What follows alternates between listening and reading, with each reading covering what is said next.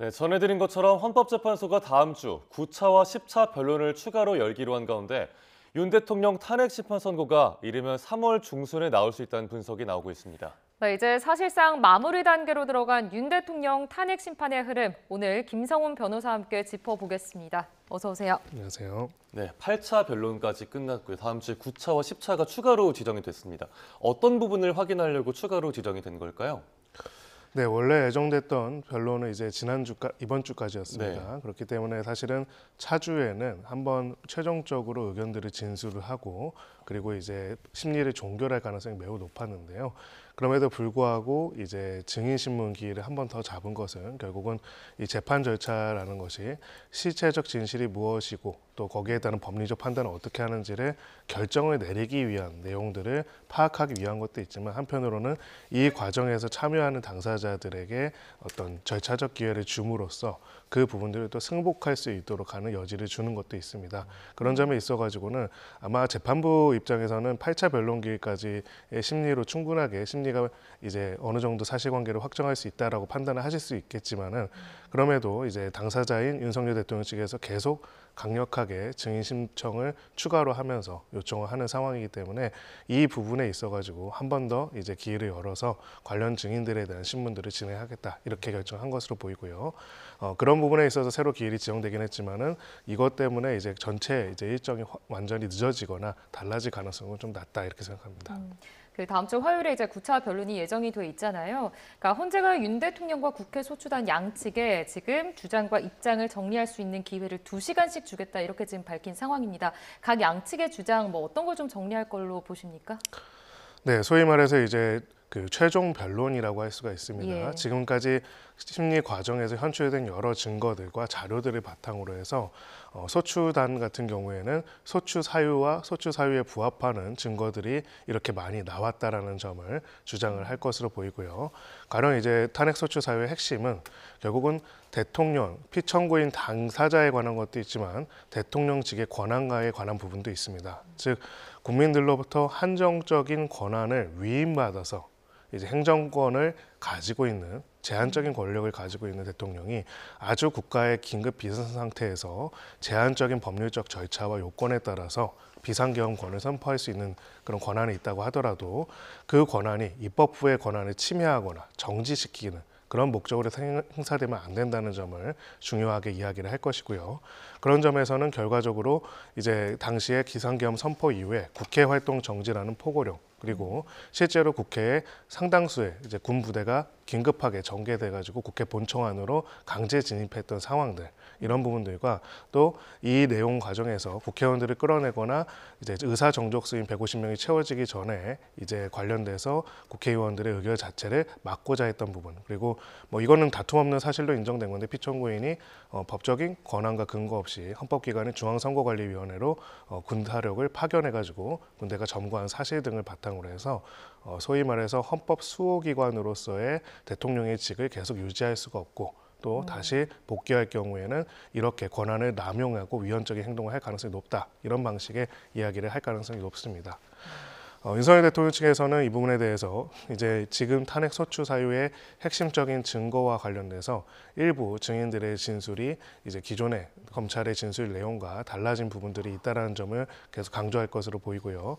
특히나 이제 검찰 진술 조서 자체가 증거 능력이 없어서 증거 전체에서 배제해야 한다라는 주장들을 할 것으로 보이고 네. 정무적으로는 이러한 부분들을 할 만한 충분한 필요성이 있었다. 경고형 계엄이었다. 이런 이야기를 할 것으로 보입니다. 다음 주 목요일 10차 변론에는 그 대통령 측에서 증인으로 신청한 한덕수 국무총리, 홍정원 전 차장 그리고 조지호 경찰청장 이렇게 증인으로 출석할 예정인데 어떤 의도가 담겼다고 보세요? 네, 사실은 지금 이 비상계엄과 관련돼서는 크게 세 가지 틀이 있습니다. 즉 원래 비상계엄이라는 권리를 권한을 행사하기 위해서는 네. 어떤 헌법적인 법적인 절차를 지켜야 하는지 관한 부분 그리고 당시에 이제 이 비상계엄 권한이 있다고 하더라도 그것이 실체적 요건을 위반해가지고 불법적이고 위헌적으로 입법부에 대한 장악이나 선관위에 대한 장악 목적으로 쓰였는지 여부에 관한 부분이 있는데요. 특히나 여기서 이제 절차적 부분과 관련돼서는 한덕수 총리 측에서는 여러 차례 소위 말해서 실질적으로 국무회의가 있지도 않았고 국무회의 과정에서 찬성한 국무위원도 없다라는 이야기를 했습니다. 반면에 피청구인 측에서는 그렇지 않다. 절차적 위반은 없었고 공무회의를 실질적으로 한 것이다라는 이야기를 계속 거듭했기 때문에 이 절차적인 위반 부분에 있어가지고 사실은 그 대통령 다음에 2인자라고 할 수 있는 국무총리가 절차적인 흠결을 이미 인정한 상태에서 이 부분의 진술의 번복을 요구하거나 요청하기 위한 신문을 진행할 가능성이 있습니다. 네, 그리고 나머지 이제 경찰청장과 관련돼서는 이미 증인으로 채택됐는데 2차례 소환에 건강상의 이유로 응하지 않았기 때문에 네. 특히 경찰청장 같은 경우에는 당시에 국회 봉쇄와 정치인 체포라는 두 가지 굉장히 중요한 지시사항의 핵심적인 당사자이기 때문에 이 부분에 대한 심리가 진행될 가능성이 있고요. 홍 전 차장 같은 경우에는 정치인 체포 관련돼서 계속적으로 이제 지난번에 국정원장과의 진술과의 대비를 통해 가지고 진술의 신빙성을 탄핵하고자 이제 이런 부분들을 다시 증인 신청했다 이렇게 볼 수 있습니다. 네. 자, 그런데 이제 윤 대통령 측이 신청한 증인이 지금 당초 6명이었잖아요. 그러니까 지금 말씀하신 저희가 나눴던 한덕수 국무총리, 홍장원 전 국정원 1차장, 조지호 경찰청장은 지금 증인으로 채택이 된 상황이고요. 반면에 지금 강희구 대통령 비서실 1부속실장, 그리고 박경선 전 서울 동부구치소장, 신용해 법무부 교정본부장, 지금 이 증인 신청은 기각이 된 상황입니다. 그러니까 뭐 왜 그랬다고 보십니까? 네, 저희가 방금 이제 기각된 증인 3분의 이름과 직함을 들었을 때 네. 모든 국민들이 궁금해할 것 같습니다. 그 사람들이 이 사건과 무슨 관련이 있을지요. 네. 바로 이런 이유로 기각됐다고 생각합니다. 교정본부장, 동부구치소장이 비상계엄의 직접적인 실행 주체라든지 비상계엄 과정에 개입했을 가능성은 거의 없겠지요. 그래서 이 사건은 비상계엄이라는 대통령 권한 행사에 있어서 그 권한의 절차적 실체적 요건을 위반해서 헌법과 법률을 위반했는지를 다투는 사건인데 그와 무관한 사람들이라고 한다면 증인으로서의 가치가 없기 때문에 기각했을 것이다 이렇게 생각합니다. 네. 그런데 변론길 일정 관련해서 변수가 하나가 생겼습니다. 그 다음 주 목요일 10차 변론이 있는 20일에 그 형사재판 공판 준비 기일이 같이 잡혀 있다면서 참석이 어려울 것 같은 입장을 밝혔잖아요. 헌재가 이런 주장을 받아들이면 일정이 더 뒤로 밀릴 수도 있는 겁니까? 네, 그 변경 신청을 받아들인다면은 이제 다시 그 변경 기일을 지정할 수는 있습니다. 네. 다만 이제 그 신청 사유에 대해서는 조금은 다르게 판단할 수는 있다라고 생각을 합니다. 저희가 이제 혹시 궁금하신 분들은 공판 준비 기일이라고 검색을 해가지고 수많은 뉴스들을 보면요, 중요 사건에서 공판 준비 기일에 피고인이 직접 법정에 제정한 경우가 거의 없다는 것을 알게 될 네. 겁니다. 공판 준비 기일은 소위 말해서 피고인 측이 이 공소 사실에 대해서 어떤 입장인지를 밝히고 향후에 소위 말하는 입증 방법이나 공판의 어떤 준비, 전체적인 일정 같은 것들을 조율하는 과정이기 때문에 통상은 이제 대리인 혹은 이 사건에서는 변호인이 출석해가지고 조율하는 것들이 더 일반적이라고 할 수 있습니다. 물론 당사자의 출석이 금지되는 것은 아니지만 당사자의 출석이 의무적이지도 않기 때문에 지금 헌법재판의 중요성을 비춰봤을 때 공판 기일도 아닌 1회 공판 준비 기일 때문에 이제 이 기일에 참석이 어렵다라는 얘기들은 신청 사유로서 받아들일 가능성이 낮고요. 네. 특히 지금 변호인단은 굉장히 많이 구성한 상황이기 때문에 뭐 이 부분에 있어가지고 이제 두 기일이 만약에 변호인이 일부 겹치는 부분이 있다고 하더라도 그 이유만으로 이제 기일 변경이 받아들여질 가능성은 일반적인 사건이라면 사실 되게 낮다 이렇게 생각합니다. 예. 그런데 그 20일에 형사재판 그 공판 준비길 말고 구속 취소 신문 날짜랑도 겹치잖아요. 그러면 거기에 윤 대통령이 참석할 가능성도 있습니까? 네, 그렇습니다. 그래서 공판 준비 기일 외에 구속 취소 신문 기일에 대해서는 참석할 필요성이 있다라고 이야기를 할 가능성이 있고요. 다만 이제 이분과 관련돼서는 재판관들도 평의를 하면서 이걸 고민할 것 같습니다. 지금까지 이제 증인 신문 과정에서 모두 윤석열 대통령이 참여하지는 않았습니다. 어떤 심리 과정에서는 중간에 이석을 했던 적도 있고요. 그런 부분에 있어가지고 전체 심리 기일 그날 전체에 다 참석해야 하는 것이 아니라고 한다면은 이 부분에 있어가지고는 이제 어쨌든 변경을 안 하고 그대로 진행하거나 변경을 하더라도 이제 한 하루 이틀 정도. 뭐 이틀이라고 한다면은 뭐 주말이 되니까요. 네. 며칠 정도만 이제 변경할 가능성은 저 있다 이렇게 생각합니다. 자, 어쨌든 이렇게 지금 다음 주 18일, 20일 이렇게 두 차례 변론이 열리고 난 뒤에 이제 그 뒤도 좀 궁금합니다. 그러니까 헌재가 변론을 종결시킬 가능성에 대해서 좀 어떻게 보세요? 아니면 추가적으로 좀 증인 신문을 이어갈 거라고 보십니까? 네, 저는 종결할 가능성, 10차까지 하고 종결할 가능성이 매우 높다고 생각을 합니다. 네. 그리고 뭐 한 번만 더 한다면은 만약에 이제 최종적인 최후 진술의 기회를 위해 가지고 한 번 기일을 더 잡을 가능성 정도가 있고요. 증인 신문 기일을 이제 이번에 이루어진 10차 지정한 기일 외에 또 증인들이 여러 명 불러가지고 할 필요성과 이유들은 굉장히 낮을 것이라고 보고 있고요. 다만 이제 이거에 대한 하나의 증표 중에 하나가 9차 변론 기일에서 양 당사자들의 주장을 2시간씩 정리해서 이제 진술하도록 하는 변론하도록 하는 기회를 줬다는 것은 네. 사실상 이제 최후 변론의 기회들을 준 거라고 볼 수가 있고 변론 종교를 이제 이 심리 종교를 염두에 두고 이렇게 각각의 소송 지휘를 하고 있다 이렇게 볼 수가 있습니다. 네. 10차에서 변론이 종결될 가능성이 좀 높다라고 하셨는데 그럼 변론이 끝나게 되면 그 다음 헌법재판관들한테 남은 절차는 어떤 게 있나요? 네, 아까 10차 증인신문 기일에서 이제 최종적으로 피청구인에게 진술 기회를 주는 시간들이 있다면 거기서 종결이 될 거고요. 만약에 시간 관계상 그게 어렵다고 한다면은 한 번 정도 더 기회를 잡을 수는 있습니다. 11차로요. 이제 그렇게 해서 심리가 종결이 되면은 이제 거기에 따라 가지고 선고 기일을 지정하고요. 이제 재판관들의 평의를 거쳐 가지고 최종적으로 이제 인용 내지 기각 여부들을 결정을 내리게 됩니다. 통상은 이제 종결 이후에 지금까지의 이제 관례를 봤을 때는 대통령 탄핵 심판의 경우에는 10일 내지 14일 정도 후에 선고 기일을 잡았기 때문에 이번에도 크게 다르지 않게 할 가능성이 저는 있다 이렇게 생각합니다. 그 지금 헌법재판관들의 판단에 따라서 잠깐 또 이제 언급을 해주셨지만, 그러니까 전원이 같은 의견일 수도 있지만 뭐 인용 또는 기각 이렇게 의견을 나뉘어서 결국에는 다수결을 좀 따져야 하는 상황이 올 수도 있지 않습니까? 그러니까 이럴 경우에 좀 각각의 또 입장문 발표나 그런 부분들은 어떻게 진행이 되는 겁니까? 네, 이제 소위 말해서 주문이라고 하거든요. 네. 결론부터 이야기합니다. 그래서 이제 피청구인 윤석열을 파면한다. 이게 인용 결정이고요. 네. 이 소추를 기각한다라는 것이 이제 기각 결정이라고 할 수 있습니다. 그렇다면 이제 헌법재판소의 결정이기 때문에 기본적으로 그 주문에 따른 결정의 이유에 대한 내용들을 이제 쭉 설명을 하고요. 반대하는 재판관이 있다고 한다면 무슨 재판관 반대 의견에 대한 부분들을 또 설명을 합니다. 그리고 이제 별개 의견이라는 것도 있습니다. 소위 말해서 보충 의견이라는 개념도 있고요. 한마디로 결론은 같지만은 그 주장과 근거 혹은 논리에 있어가지고 좀 다른 다른 근거들을 의견일 수 제시하는 있다. 경우들도 예. 하는 경우도 있고요. 그래서 뭐 보통 근데 헌법재판 같은 경우에는 그렇게 이제 특히 대통령 탄핵 심판에 있어가지고는 재판관들도 가능하다면은 전원일치의 결정을 내리기 위해서 수기와 평의를 굉장히 심도 있게 진행할 가능성이 좀 높다고 생각을 합니다. 네.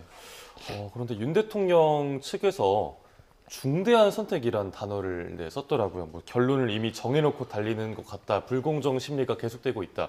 이런 주장을 펴고 있는데 중대한 선택이 뭘지가 좀 궁금하거든요. 어떤 거라고 보세요? 네, 뭐 그 윤 대통령이 이야기하는 중대한 선택에 대해서 사실은 비상개헌만 하더라도 저의 상상력의 범위를 벗어났던 거였기 때문에 저는 뭐 어떤 선택을 할 것인지를 제가 예측하기는 어렵다고 생각합니다. 네. 다만 이제 몇몇 분들이 이제 이야기하는 것 중에서는 과거에 이제 박근혜 전 대통령 탄핵 심판 때도 대리인단이 소위 말해서 총사퇴하겠다라고 했던 적이 있어서 소위 그런 것들이 아닌가라는 것이 이제 1번으로 거론이 되고요. 뭐 아직 이제 구체적인 그런 입장을 밝히지는 않지만은 뭐 소위 말해서 하야를 할 것이다 뭐 이런 이야기도 있기는 합니다. 근데 다만 이제 이 모든 것들은 사실 이 이야기를 한 그 피청구인 입장에서 무슨 취지로 한 것인지가 사실은 가늠할 수 없기 때문에 그렇고요. 결론적으로는 근데 저는 이렇게 생각을 합니다. 탄핵 심판 절차는 헌법 수호 절차입니다. 헌법이라는 시스템 속에서 권한을 받아서 운용하는 개인이 그 헌법이라는 시스템에 제대로 맞게 행동을 하는지를 헌법 시스템이 판단하고 결정하는 절차이기 때문에 그 부분에 있어가지고는 어떤 결정을 하더라도 개인의 선택에 따라서 그 시스템의 작동을 중단시키거나 완전히 면제하거나 벗어나기는 어렵지 않을까 이렇게 생각합니다. 그 헌법 시스템이 이제 판단하는 절차이다라고 말씀을 해주셨는데 궁금한 게 그렇다면 이제 하야라는 의미를 봤을 때 이런 탄핵 심판이 진행이 되는 도중에 어떤 하야라는 결정을 했다라고 말을 한다는 게 법리적인 측면에서 봤을 때 말이 되는 상황인 겁니까? 어떻습니까? 저는 받아들여지거나 지금 법리상 맞지 않다라고 네. 생각을 합니다. 기본적으로 일단은 일반 공무원 같은 경우에는요, 국가공무원법상 징계에 관련된 절차가 진행 중인 과정에서는 소위 말해서 사직을 할 수가 없습니다. 왜냐하면 거기에 따라서 그 결정이 내려지고 나서 이제 소위 말해 징계를 회피할 목적으로 이제 그렇게 사임하는 것들이 금지가 되어 있는 거고요.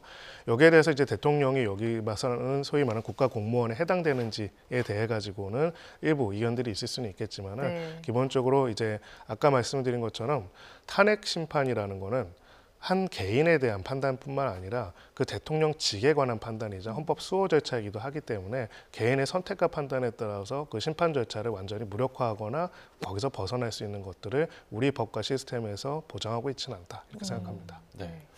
헌재가 변론을 뭐 종결하고 한 10일에서 14일 정도 전례들을 비춰봤을 때 그렇게 해서 한 3월 뭐 중순 얘기도 나오고 있는데요. 만약에 뭐 인용이 되든 혹은 뭐 파면이 되든 엄청난 후폭풍들이 예상이 되잖아요. 각각 두 경우 어떤 법적 조치들이 뒤따르게 됩니까? 네, 일단은 이 탄핵소추가 기각이 될 경우에는 직무에 바로 복귀합니다. 직무에 바로 복귀하기 때문에 뭐 사실은 지금 대통령으로서의 모든 권한을 행사할 수가 있고요. 뭐 지금 윤석열 대통령이 그 심판 과정에서 왜 비상계엄을 했는가에 대해서 많은 설명을 했고 굉장히 긴급한 국가적 위기 상황으로 인식하고 있다라고 이야기를 했는데 지금 일단 복귀하다면은 지금 상황이 그 비상계엄을 처음 선포할 때보다 더 긴급한 위기 상황이라고 판단할 수도 있을 것 같습니다. 네. 그러면은 뭐 예를 들어서 가령 아주 정확하게 표현하자면은 직무에 복귀해서 바로 비상계엄을 선포할 수도 있습니다. 예, 뭐 일단은 네, 이론적으로는요. 파면이 될 경우에는 이제 바로 이제 직위에서 이제 물러나게 되고요. 거기에 따라서 60일 이내에 이제 새로운 대통령을 선출하기 위한 절차들을 진행을 해야 합니다. 결국은 바로 직무에 복귀하는가 아니면 즉각적으로 이제 그 직을 상실하는가 이런 결정이 남아 있는 거고 만약에 이제 파면이 될 경우에는 거기에 따른 대선이 이제 준비 과정들이 진행될 것이다 이렇게 볼 수가 있습니다. 그 탄핵이 인용이 되거나 기각이 된다는 경우에 대한 이제 저희가 앞으로의 절차들을 좀 짚어봤는데요. 최근 이제 두 차례 변론 증언들에 대해서도 좀 한번 짚어보겠습니다. 지난 13일에 8차 변론, 그러니까 조태훈 국정원장이 홍정원 전 국정원 1차장의 체포 명단 메모가 신빙성이 떨어진다 이렇게 지금 주장을 한 상황입니다. 그러니까 이 부분에 대해서 재판부는 좀 어떻게 판단을 할 거라고 보십니까? 네, 결국은 그 증언 네. 그 증언의 내용에 그 두 사람 사이에서 불일치가 있는 경우에는 나머지의 재반 증거들을 볼 수밖에 없습니다. 네. 예, 가령 이제 실제로 보면은요 재판과 수사 모든 과정에서 각 당사자들의 진술과 증언이 아주 명확하고 면밀하게 잘 이제 이루어지는 경우가 오히려 별로 없습니다. 즉 몇 가지 사항에 있어가지고는 같은 부분도 있고 다른 부분들도 있죠. 그러면 결론적으로 객관적인 제3자와의 관계 속에서 증거들을 확보할 필요가 있을 텐데 정치인 약 14명 정도 사람들에 대한 명단 네. 그 명단에 관한 그 사람들에 대한 체포 지시, 체포조를 운용, 그리고 위치 확인 이런 과정들에 대해서는 사실은 지금 홍장원 차장의 메모만 있는 것이 아니라 굉장히 많은 실제로 이제 그 체포조를 움직인 사람부터 그 지시를 받았다는 사람까지 굉장히 다양한 진술 증거들이 있는 상황이기 때문에 네. 이 메모장의 어떤 작성 내용과 그 배치 때문에 그 체포 지시 자체가 완전히 없다.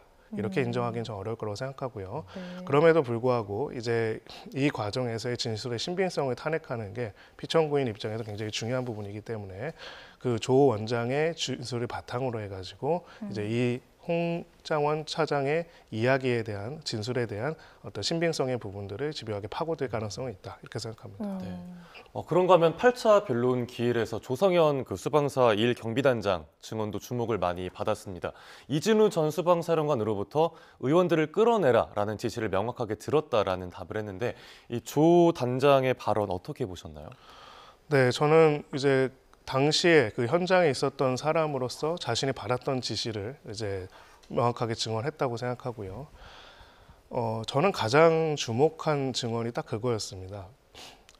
내가 부인을 한다고 해서 그걸 다 들었고 같이 있었던 부하들이 그걸 어떻게 네. 모른다고 하고 그 부하들 앞에서 자기가 어떻게 거짓말을 하겠느냐는 얘기를 했습니다. 그 단장의 직속 상관이라고 할 수 있는 수방사령관은 그런 지시를 안 받았다라고 한 게 아니고요. 그냥 진술을 안 했습니다. 네. 예. 그리고 그 밑에 바로 이제 핵심적인 역할을 담당했던 단장은 그런 지시를 받아서 했다라고 이야기를 했고요. 네. 그리고 사실 그 지시를 받았다면 결국 군이라는 것이 어떤 사령관 한 명이 지시 받고 끝나는 것이 아니라 그 지시에 따라서 하단으로 계속 지시치가 내려가잖아요. 내려가거든요. 네. 아무 지시가 없었는데 이제 실제로 그 밑에 실제로 병력들이 그런 지시들이 이제 내려왔고 거기에 따라 활동하고 작전을 했다는 것이 있다고 한다면은 사령관이 진술을 거부한다고 해가지고 아니면 중간에 누구 한 명이 그걸 부인한다고 해서 그걸 부인하기는 어렵다고 생각합니다. 결국은 이 사건의 실체적 진실을 파악하는 데 있어서 제일 중요한 건 두 가지입니다. 첫 번째는 도대체 왜 군대가 국회로 가가지고 국회 유례책을 깨고 들어갔는가. 두 번째는 결국은 군이 동원돼 가지고 갔다고 한다면 그 지휘명령 체계에서 구체적으로 이런 지시들이 있었다는 내용들이 있는데 그것을 얼마나 많은 사람들이 일관되게 이야기하고 있는 거에 관한 부분일 겁니다. 그래서 결국 재판부는 이 부분을 바탕으로 해서 이제 판단할 가능성이 높다라고 생각합니다. 네. 자, 한 가지만 좀 더 짚어보면 계속해서 최근 현직 검사장이 헌재가 대통령의 발언권을 무시했다. 그러니까 탄핵 심판 절차 자체가 공정하지 않다라고 지금 비판을 했습니다. 또 여기에 대한 반론도 계속 나오고 있는 상황인데 지금 각각의 주장을 좀 짚어주실까요? 네, 일단은 그 해당 검사장은 안중근 의사에 빗대어서 네. 이제 일본 최고 재판소가 훨씬 더 공정하게 잘 진술 보장을 해줬다라는 말을 입장을 끝까지 들어줬다. 뭐 이렇게 네. 했다고 했습니다. 그러니까 일제 재판관보다 못하다라는 네, 발언도 했더라고요. 3분 네. 이내로 3분의 기회도 주지 않았다라고 이야기를 했는데요. 일단은 뭐 여기에 대한 당부를 떠나가지고 팩트 부분에서 좀 오류가 심각하게 있는 부분이 있습니다. 첫 번째로 그 최후 진술은 아직 하지도 않았습니다. 그러니까 소위 말해서 피청구인 본인에게 자신이 왜 이걸 했고 이 재판 전체에 대해 어떤 의견인지를 전체적으로 이야기할 수 있는 기회 주는 시간은 아직 그 기회를 진행하지도 않았고 네. 여기서 이제 최후 진술과 동일하게 비교하는 것은 맞지가 않고요. 3분이라는 시간도 이제 소위 말해서 증인 신문과 답변 과정에 있어가지고의 그 부분이었지 이제 자 이 재판에 대해서 모든 이야기를 하되 무조건 3분 이내로 하세요라고 했던 것은 아니라는 점에 있어서 네. 사실은 각각의 입장들이 있겠지만은 저는 이제 법률적으로 법률가가 이런 절차들에 대해서 공정과 불공정을 이야기할 때는 가장 기초가 되는 내용에 있어가지고는 아주 정확하고 틀림없이 이야기를 하고 그걸 전제로 해서 이야기를 하는 필요는 있다는 생각이 듭니다. 네. 시계를 조금 더 뒤로 돌려서 7차 변론으로 돌아가 보면요. 부정선거가 핵심 쟁점이었잖아요. 관련해서 그 국정원 전 3차장 백종욱 전 차장과 김용빈 선관위 사무총장이 나와서 증언을 했는데 이 부정선거론이 남은 뭐 두 차례 변론에서 조금 더 다뤄질까요? 어떻게 보세요? 저는 별로 다뤄지지 않을 것이다라고 판단을 하고 있습니다. 왜냐? 첫 번째로 피청구인 입장에서 부정선거가 확실하게 있다. 그래서 그 부정선거 문제를 해결하기 위해서 이걸 했다라고 한다면은 모르겠지만은 지금 피청구인의 주장 취지에 따르더라도 부정선거다라는 것은 아니고 이제 굉장히 취약한 부분들이 있어서 점검하라는 취지에서 이렇게 했다라고 이야기를 할 거기 때문에 그렇다면은 이제 저희가 여기에 대해서 재판관들이 의문을 가진 건 두 가지일 겁니다. 현직 대통령으로서 이런 문제가 있다라고 판단하면은 그러면 갑자기 군이 들어가 가지고 점거를 해 가지고 서버를 탈취해서 해야 하는 것인가? 아니면 선관위한테 이 부분에 대해서 이제 자체 검증을 해가지고 내용을 내놓고 또 경찰이나 검찰의 수사를 통해 가지고 밝히도록 하는 것이 맞을 것인가? 어떤 것이 헌법상 권한을 행사하는 사람으로서의 적정한 조치에 대한지를 판단할 것으로 보이고요. 그리고 이제 이 부분에 있어가지고 객관적이고 명확한 증거를 제시하지 못한다고 한다면은 지금 같은 내용만으로는 이제 구체적으로 이 부분에 대한 심리를 더 진행할 필요성은 낮다라고 판단할 가능성이 높습니다. 그렇군요. 자, 끝으로 이제 내란 혐의 사건의 형사 재판에 관련해서도 좀 짚어보도록 하겠습니다. 그러니까 서울중앙지법이 담당 재판부에 당분간은 새로운 사건을 배당하지 않겠다 이렇게 지금 말한 상황입니다. 아무래도 재판에 좀 속도를 내겠다, 여기에만 좀 집중을 하겠다 이렇게 해석해도 괜찮을까요? 네, 그렇습니다. 특히나 이제 공범이 여러 명 있는 사건이기 때문에 재판이 신속하게 진행될 필요성이 있고요. 네. 또 무엇보다도 당시의 실체적 진실이 무엇인지에 대해서는 국민들이 굉장히 궁금해하고 또 국민들 간의 분열도 있는 상황입니다. 법원에서 이제 이 부분에 대해서 형사적인 재판을 하는 거는 우리 민주공화국이 이 사건에 대한 어떤 실체적 진실이 있는지를 결정하고 확정하는 과정이기 때문에 이것을 담당하는 재판부는 막중한 책임이 있고요. 그래서 그 사건에 집중하고 또 심리 속도를 낼 수 있도록 그렇게 조치했다라고 볼 수 있습니다. 네. 조금 전에 다뤘던 내용대로 이제 20일에 헌재 10차 변론기일과 그 형사재판 공판 준비기일이 겹쳤잖아요. 그럼 변호사님 보시기에 윤 대통령이 가장 출석할 확률이 높은 재판은 어떤 건가요? 네, 일단은 구속 취소 신문 기일에는 출석할 가능성이 매우 높다라고 생각을 하고요. 다만 이제 헌재 이 재판에는 만약에 변론기 변경 신청이 안 받아들여진다면은 이제 일종의 항의의 의사로 출석을 안 할 가능성도 있다고 생각을 합니다. 그래서 그렇게 되면은 윤 대통령이 출석을 안 하게 되면 재판관들 입장에서 좀 더 윤 대통령에게 불리하게 작용할 수도 있는 거 아닌가요?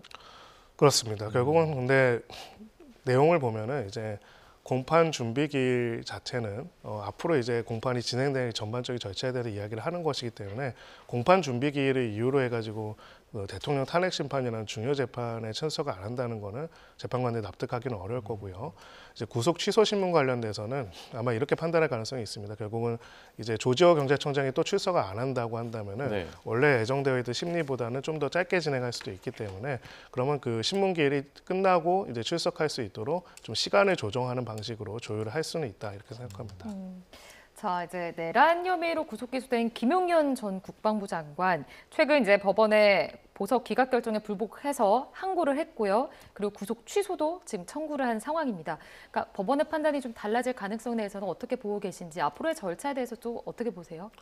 저는 법원의 판단이 크게 달라지는 않을 거라고 생각을 합니다. 네. 예, 결국은 이제 이 부분에 대해서는 그 내란이라는 범죄는 사실은 우리가 가지고 있는 형사법 체계 중에서 가장 이제 강력한 처벌이 예정되어 있는 범죄이고요.